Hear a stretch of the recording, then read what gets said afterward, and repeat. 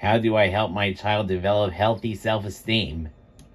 Children have a strong foundation for healthy self-esteem when they believe that they belong and that they have significance. This is actually the primary goal of all human beings. The mistake that many parents make is believing that the way to help their children develop self-esteem is through a lot of praise. Too much praise can actually be counterproductive to the development of self-esteem because it teaches children to be approval junkies or pleasers. They depend on others to make them feel good about themselves. What children really need is many experiences where they feel good about themselves because of their contributions and their accomplishments. What are the first three of the significant 7? As I tell you about the significant 7, think about what you are now doing to help your children develop them. The first 3 are perceptions, what children need to believe. Number 1, children need to believe, I am capable. Number 2, children need to believe, I can contribute in meaningful ways. And number 3, children need to believe, I can have influence over what happens to me. What are the final 4 of the significant 7? The last 4 of the significant 7 are important life skills. Number 4, children need experiences where they can learn to understand their feelings and to use self-control and self-discipline.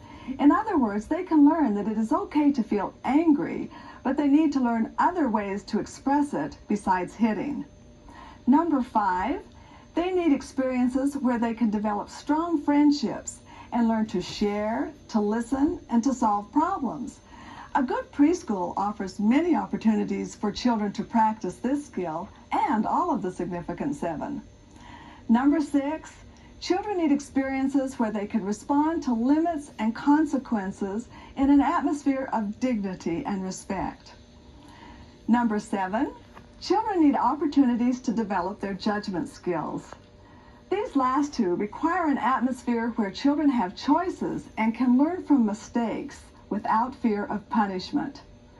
When your children have strength in these significant 7, they will have healthy self-esteem. How do I help my child feel capable? The first thing you need to do is to stop dressing your child. This may seem like a silly suggestion, but think about it. If you are dressing your child, is your child developing the belief that I am capable, I can contribute, and I can influence? No. What your child is developing is beliefs that the way to be loved is to get other people to do things for me. He may be using all his intelligence in how to manipulate his way out of being responsible instead of to make a contribution and to learn self-reliance. So get your child involved in helping. He can scramble eggs, he can set the table, he can help you vacuum. These are the activities that help him believe I am capable. How do I help my child learn decision-making skills? One way to help your child learn decision-making skills is to offer limited choices. Let him choose his clothes for the day by asking, would you like to wear your yellow shirt or your blue shirt? Be prepared for some interesting combinations. If you're afraid that you'll be embarrassed by your child's choices, make him wear a sign that says, my mommy did not choose my clothes today. Seriously, it is much more important for your child to learn decision-making skills than to look good for the neighbors. Why is preschool important? Your job as a parent is to help your children develop into capable people. That is also the goal of a good preschool. A good preschool is a child-centered, nurturing environment that gives your children many opportunities to feel a sense of belonging and significance and to practice important life skills. It is also important for mom and dad to have some time away from the children to pursue their own interests and to find out that their children can be independent. The important thing is to find a good preschool that will be a partner with you in pursuing the goals that you have for your children. What makes a preschool a good preschool? It is very important that you personally investigate your child's preschool. I will give you a list of things to look for. Check the credentials of the people working in the preschool. They should have at least a 2-year degree in an early childhood education program. Find out the ratio of adults to children.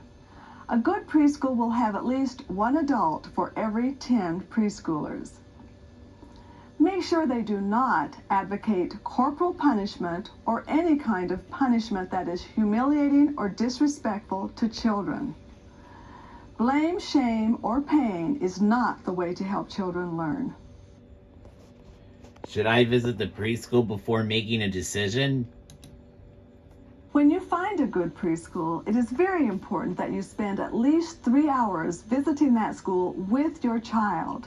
This is the only way you can find out if they practice what they preach. If a school says it is against their policy to allow visitations, find another school where they welcome observations. How do I turn off my guilt button? Are you aware that you have buttons and that your children know what they are and how to push them? I used to have a guilt button. After using all my knowledge to find a wonderful preschool, I still felt guilty when I would leave my child. And he would push my button by clinging and crying when it was time for me to leave. I finally realized that he was probably pushing a guilt button when I would go to pick him up and he didn't want to leave. He was obviously enjoying himself at this wonderful, child-centered preschool. So that evening I decided that we would take time for training. And I gave Mark 2 choices. I said, tomorrow you can either give me a hugging goodbye or a crying goodbye. Let me show you what they look like. And we role played. First, I demonstrated a hugging goodbye and then let him try it. He gave me a hug, he played like he was the mommy and said, bye, see you later.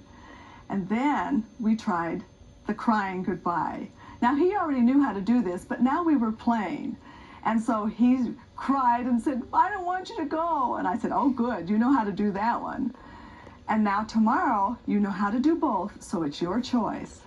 The next morning, when we went to school, he gave me a hug and said, bye, Mommy, see you later. Now, you may wonder why he made that choice.